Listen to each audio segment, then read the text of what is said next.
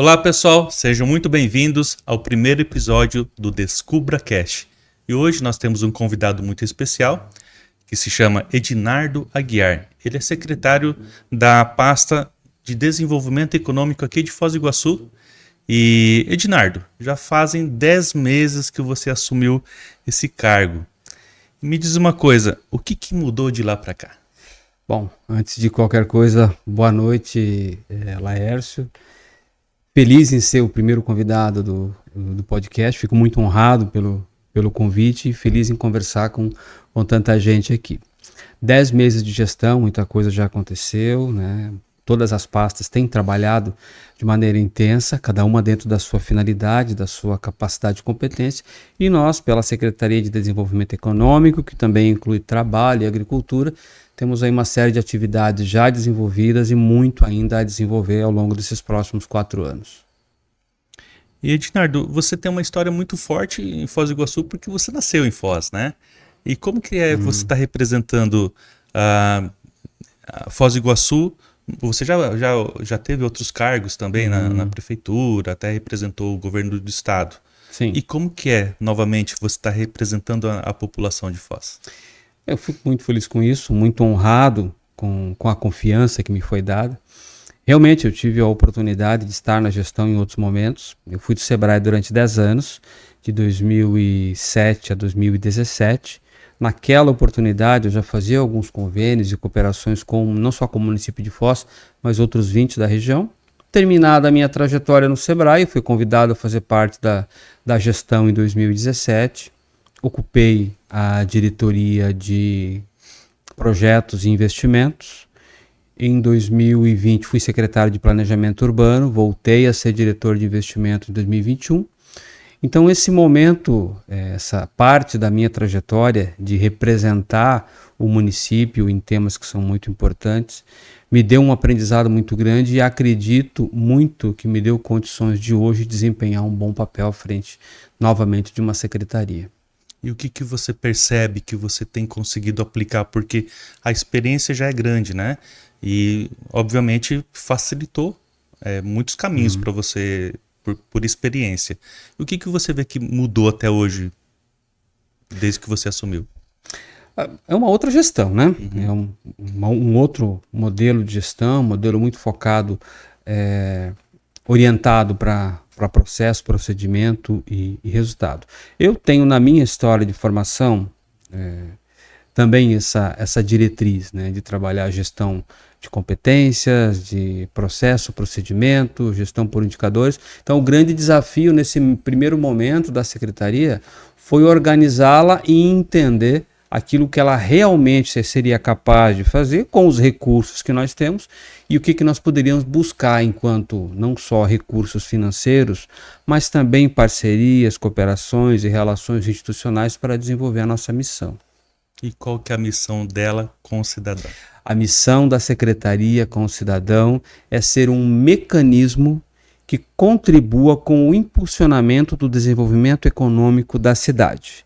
Ela não é o único e exclusivo mecanismo para isso. Então, ela articula uma série de iniciativas, parceiros, recursos neste sentido.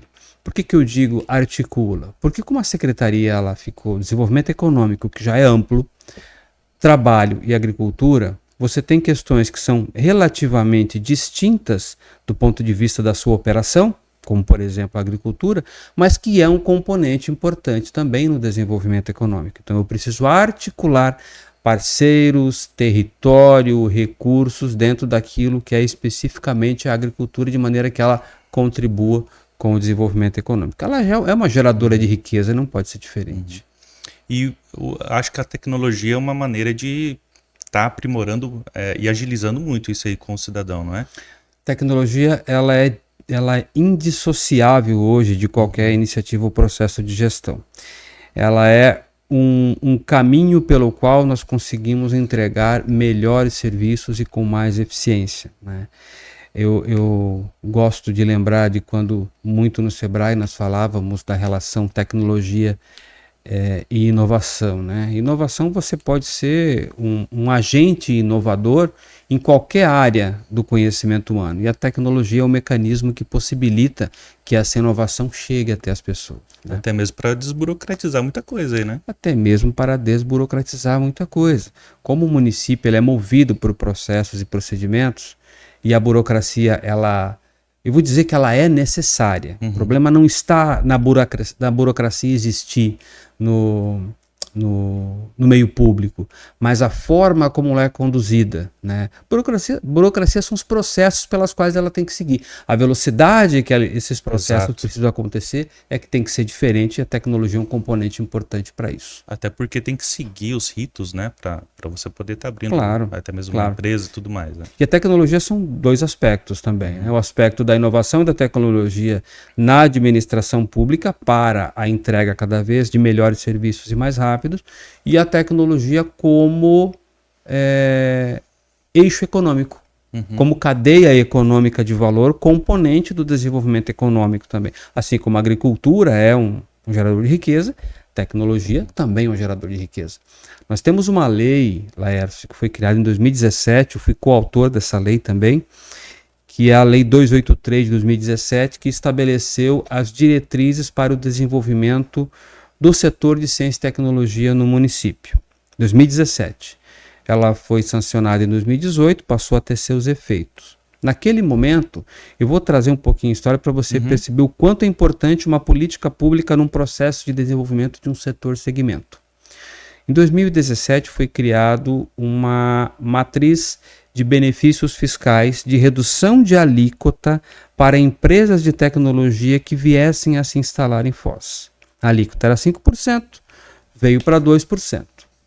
De 2018 até 2022, mesmo com a redução de alíquota de 5% para 2%, nós tivemos um acréscimo quase que de 100% na quantidade de empresas, no faturamento total e na geração de tributos desse setor segmento, porque houve uma política pública de incentivo.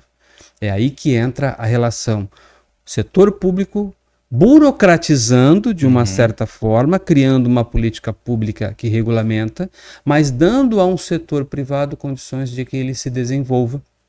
E aí você tem o ganho coletivo.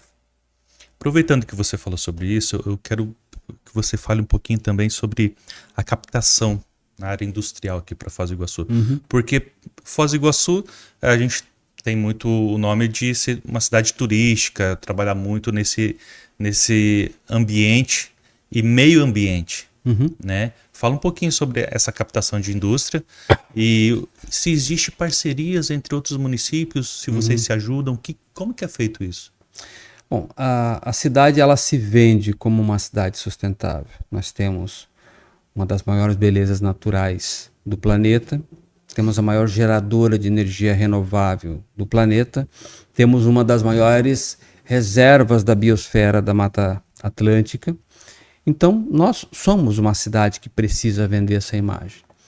E isso muitas vezes conflita com o que muito se fala ao longo do tempo do processo de industrialização.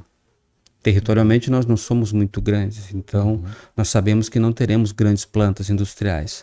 Por outro lado, não pode se abandonar o processo industrial, então nós temos que ser inteligentes a ponto de ter estruturas de produção, cadeia produtiva, industriais mesmo, mas de maior valor agregado, ocupando um menor espaço e preferencialmente indústrias limpas, né? Indústrias que possam alinhar a sua finalidade, a sua atividade com aquilo que é a imagem da própria cidade.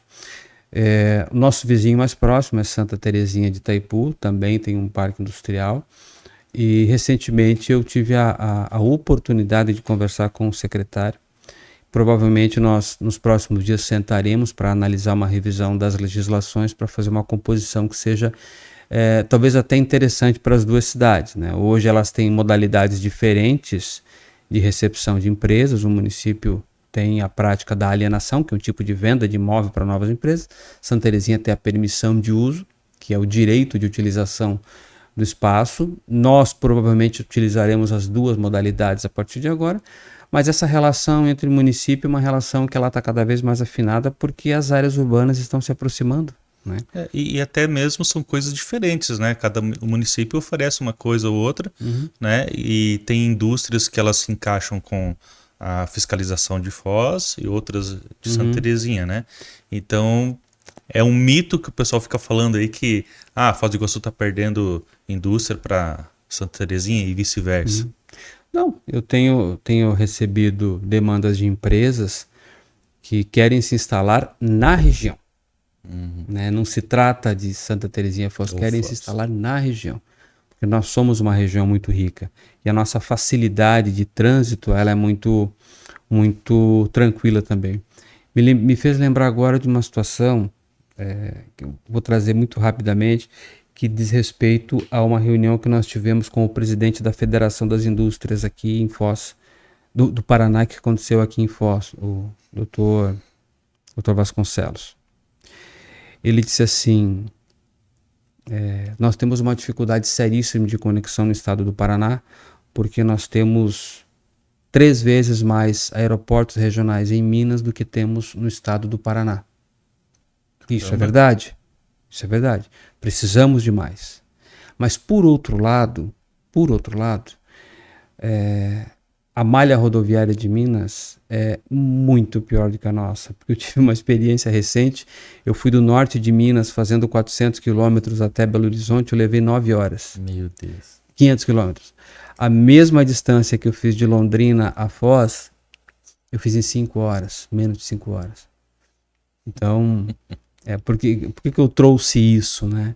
Porque não faz sentido você escolher cidade, você escolhe regiões, né? E a região oeste do Paraná é objeto de desejo de muitas empresas. Eu acho que as pessoas também têm que entender, Dinardo, que Foz do Iguaçu, que nem você comentou agora há pouco, não é tão grande assim para vir com uma indústria enorme.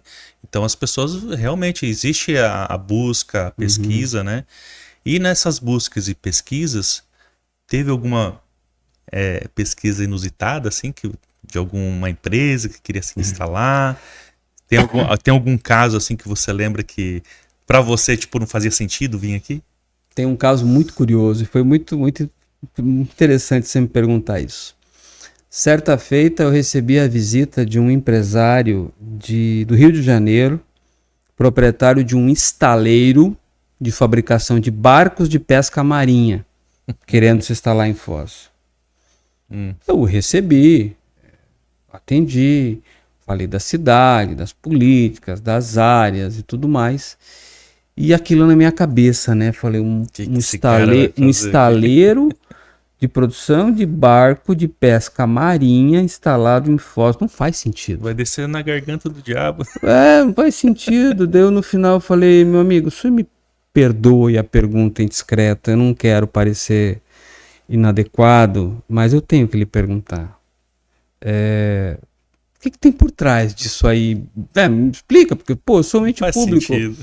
Ele falou, eu concordo com você que não faz muito sentido, mas deixa eu te explicar.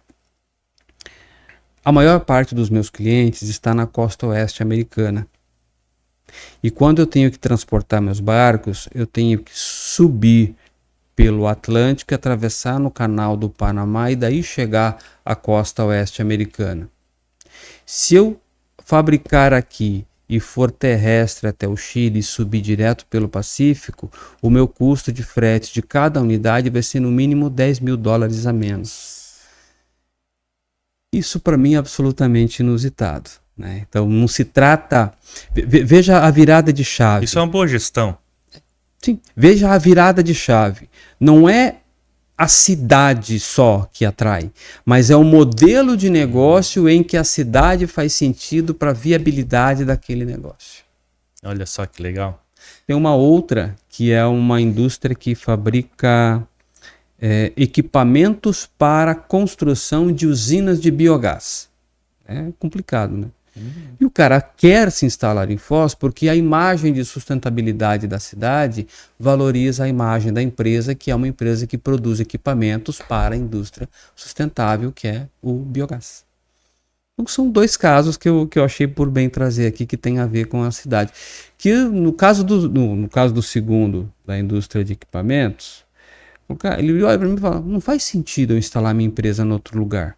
Só que o cara atende Paraguai, Argentina, Colômbia, Peru, Brasil, mas não faz sentido eu estar em outra cidade porque a imagem da cidade está alinhada com o meu modelo de negócio. Então não é a cidade que atrai. Precisa ter todo um conjunto de variáveis. Aqui a gente está aqui no coração do, né, entre aspas, o coração do Mercosul aí, né? Isso aí, tá bem. Edinardo, vamos sair um pouquinho da industrialização e falar sobre empreendedorismo. Sim. Sei que tem um projeto aí que a sua pasta tá fazendo um trabalho bem bacana, eu tenho acompanhado também, que é Regiões que Empreendem. São bairros, né? Você podia falar um pouquinho mais? E outra coisa, quem é o tipo de pessoa que pode participar? Se barra alguma coisa ou não? Quem que pode? Qualquer um? A história da minha formação profissional, ela sempre teve o empreendedorismo de uma certa forma participando. Minha trajetória no Sebrae sempre foi assim. E quando participei da gestão pública pela primeira vez, eu entendi que uma gestão pública, para ela chegar no cidadão, ela tem que promover uma gestão participativa. E a gestão participativa não é transferir a gestão para outro, é trazer esse entendimento e o sentido de pertencimento das pessoas para dentro da gestão. E isso faz com que a gestão também tenha aqui até as pessoas.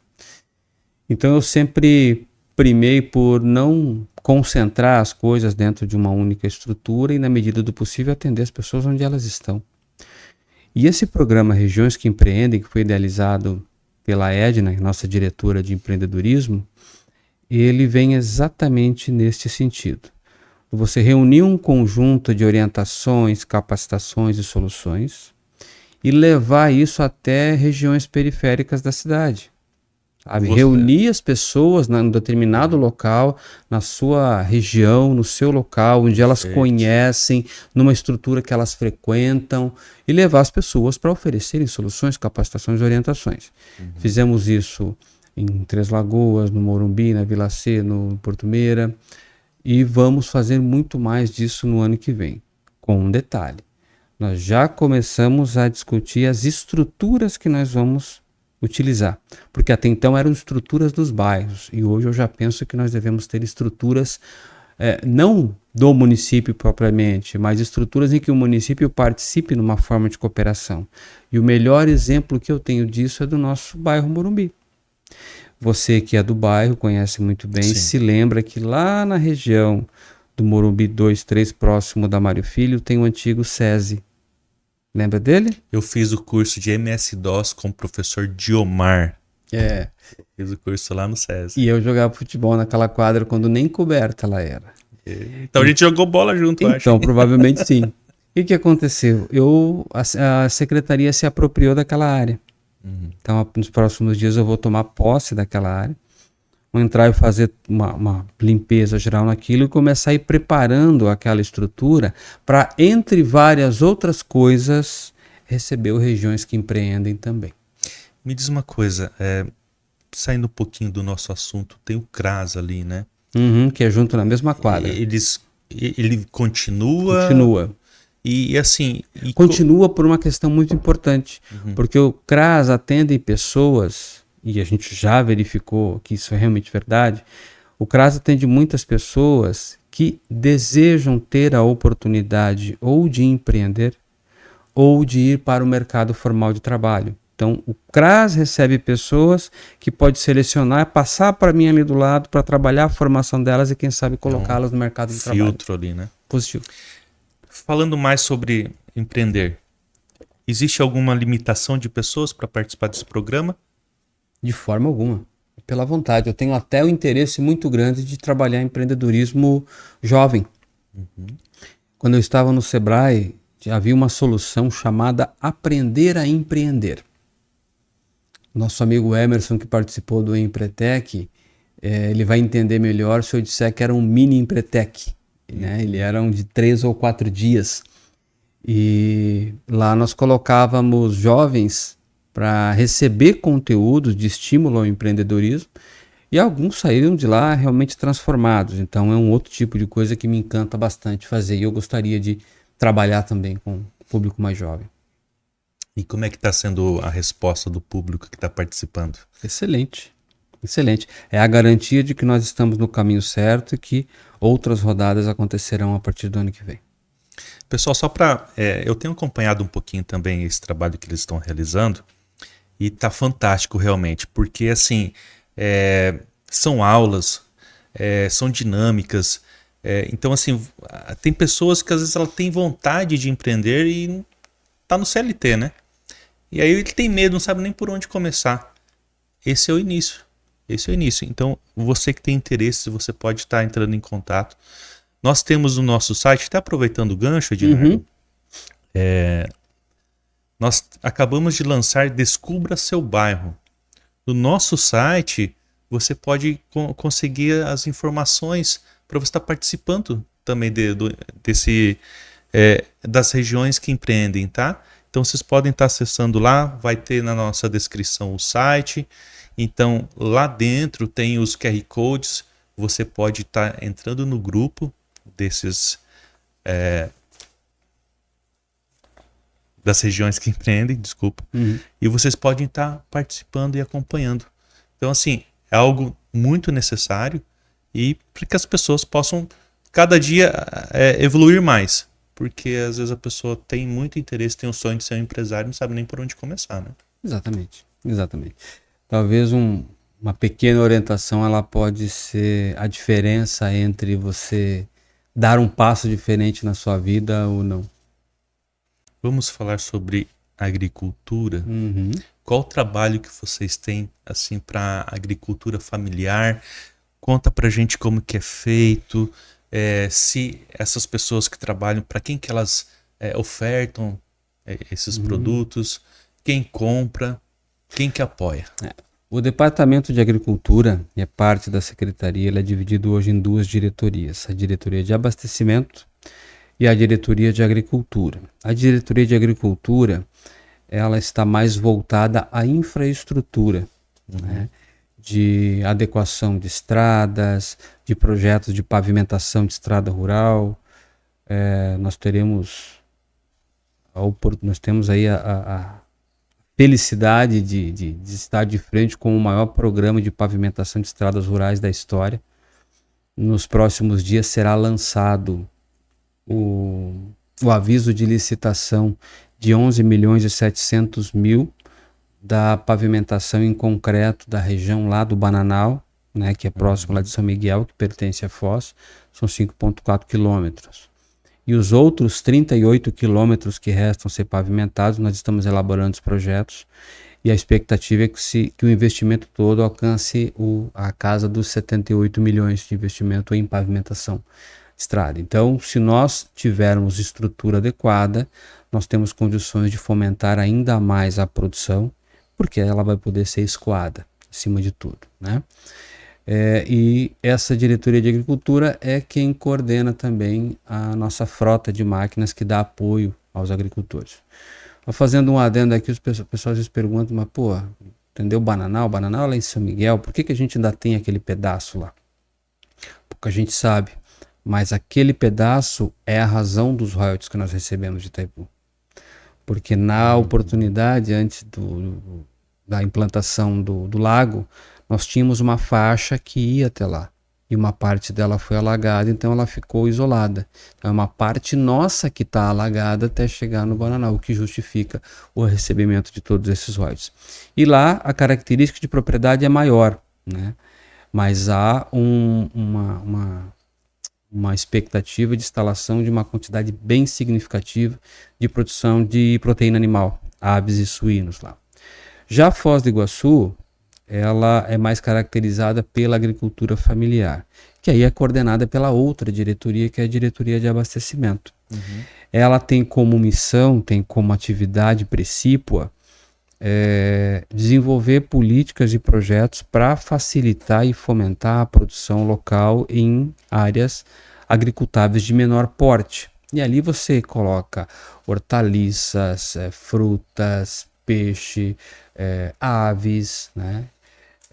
De maneira que elas possam ser comercializadas na cidade e na região, ou possam até mesmo ser vendidas para fora daqui, além das indústrias, das agroindústrias também, que são aquelas estruturas que conseguem, a partir do insumo preliminar, fazer um produto final também para comercialização.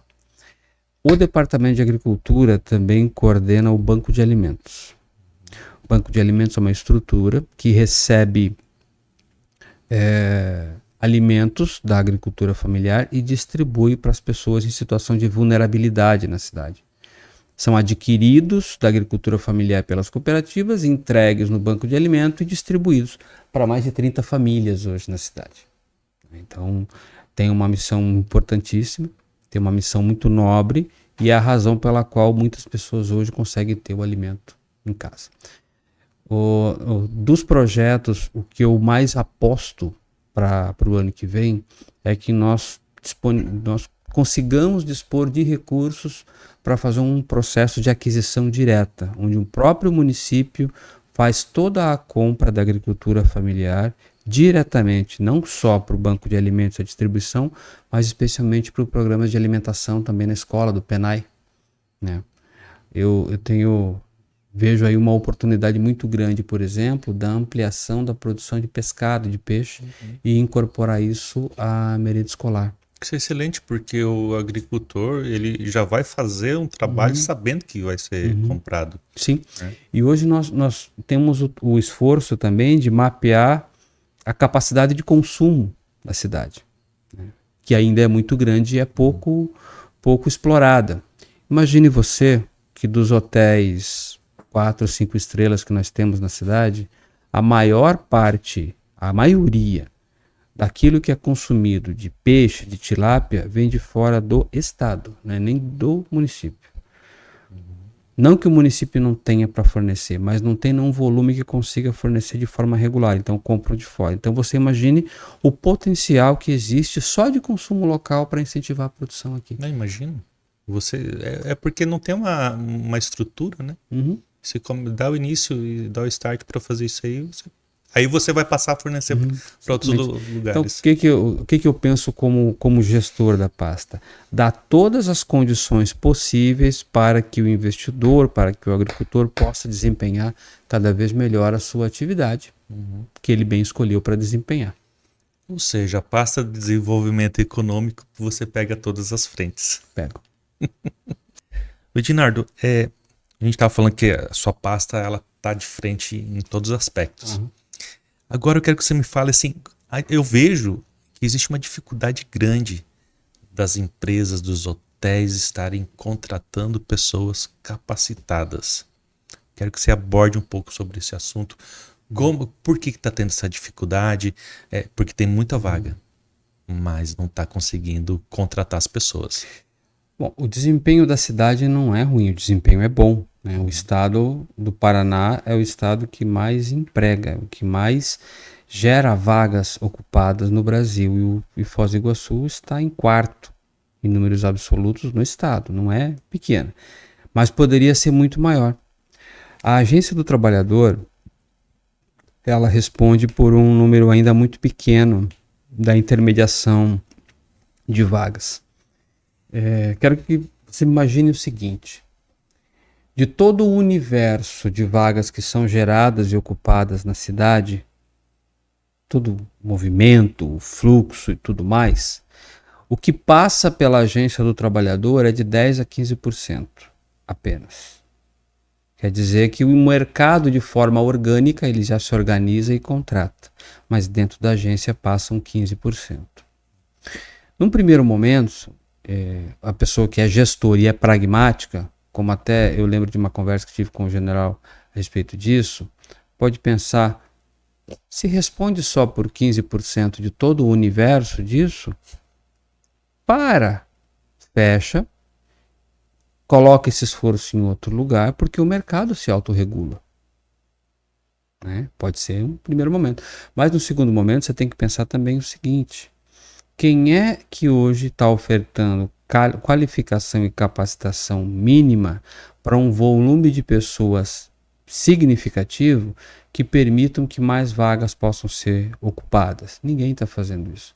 Você tem, claro, o Senac fazendo muita capacitação, você tem empresa de treinamento bastante por aí, você tem colégio agrícola formando gente. Só que das pesquisas que nós fizemos recentemente, a gente chegou a alguma conclusão que é triste de dizer, que é a nossa taxa de evasão.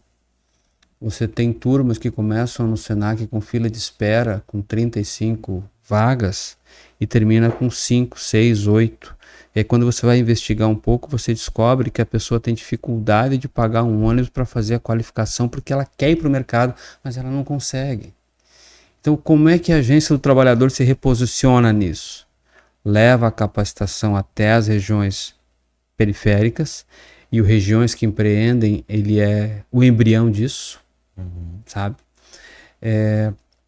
Você identifica pessoas interessadas em quererem realmente ir para o mercado formal de trabalho, e eu consigo captar essa informação com a ajuda da rede da assistência social. Então eu consigo que todas as unidades da assistência possam identificar pessoas que queiram receber capacitação, e aí eu qualifico em massa e consigo aumentar o volume de pessoas que são empregadas. Porque hoje as empresas elas não estão nem buscando uma pessoa qualificada. Não tem. Eles estão buscando pessoas com noções mínimas para que elas possam qualificar na operação, mas ainda assim não estão encontrando. Então há uma lacuna muito grande a preencher, né? Muitas vagas sendo ofertadas, muita gente com possibilidade de receber uma capacitação, por algumas razões não chegam até elas, e juntar esses perfis de quem recebe a qualificação com quem disponibiliza o emprego é o grande desafio. Assim, então Regiões que Empreendem é apenas o começo. É apenas o começo. E o que o futuro guarda para essas pessoas? Olha, eu tenho muita convicção que nós vamos envolver milhares de pessoas nesse programa. Tenho convicção de que nós vamos levar conteúdos importantes, positivos e que façam, nem que seja uma pequena diferença na vida de muitas pessoas. E eu tenho convicção que nós teremos, sim, iniciativas que vão preparar muitas pessoas para o mercado de trabalho ao longo dos próximos anos, mesmo porque a percepção que as pessoas estão tendo na recepção de ir até elas é realmente muito grande, é muito boa. Edinardo, consequentemente, essas pessoas que vão se desenvolvendo ali nesses projetos, elas vão se afirmando e abrindo empresas.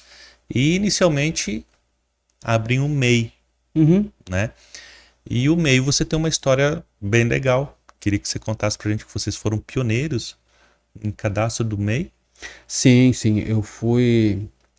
Quando fui do Sebrae, isso já era 2014, pouco antes, 2012. 2012 eu estava no Sebrae e começou o movimento que o Sebrae chamou na época, o Sebrae Nacional chamou na época de dos milhares para os milhões, que quando nasceu a figura do MEI, dentro da Lei Geral da Micro e Pequena Empresa, que por sua vez nasceu do Estatuto da Micro e Pequena Empresa, virou a Lei 123 de 2003, e a partir dali foram fomentadas estruturas em todos os municípios do Brasil para que esse microempreendedor individual pudesse existir, para que pequenos empreendedores pudessem se formalizar.